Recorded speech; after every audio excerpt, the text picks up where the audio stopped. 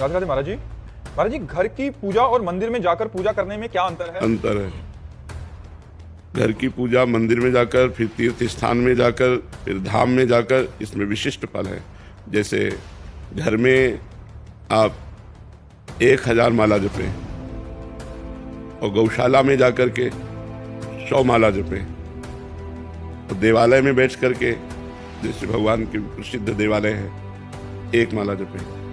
1 माला आपकी 1000 माला के बराबर होगी। आप वृंदावन धाम में जपें 1 माला 1,00,000 माला के बराबर जाता है। तो घर का भजन और तीर्थों का, तभी तो जब भगवत प्राप्ति की लालसा होती तो हम तीर्थों की यात्रा करते हैं, संतों का समागम करते हैं, बड़े बड़े देवालयों के दर्शन करते हैं, उससे हमारा हृदय पवित्र होता है। तो ये जरूर है कि घर में जो हम उपासना करते हैं उससे कई गुना लाख पुरियों में, धामों में। अब जैसे अपने घर में बैठकर भजन कर रहे हो, गंगा के तट पर बैठकर भजन कर रहे हो, तो अंतर नहीं होता। गंगा की धारा बह रही हो, आप माला चला रहे हो। अच्छा, गंगा जल के अंदर खड़े होकर भजन कर रहे हो तो उससे भी ज्यादा लाभ होगा। गले तक गंगा जल में खड़े और भगवान नाम स्मरण कर रहे हो, भगवत ध्यान। तो ये भजन की पद्धतियां हैं।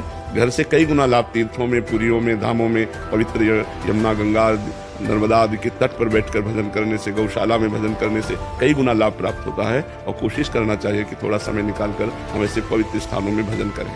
जैसे आप लोग धाम आए हो तो मनोरंजन मत करो।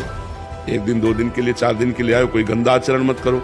1 दिन उपवास करो, यमुना किनारे बैठकर नाम कीर्तन करो, वृंदावन की परिक्रमा करो। हो सके तो 10-20 रुपया के फल फूल लेकर के यहाँ के जैसे बंदर हैं ऐसे दान कर, साधु महात्मा, ऐसी सेवाएं, ऐसे मंगल में कार्य करने चाहिए जिससे हमारे दुख कटते हैं और हमें सुख प्राप्त होता है।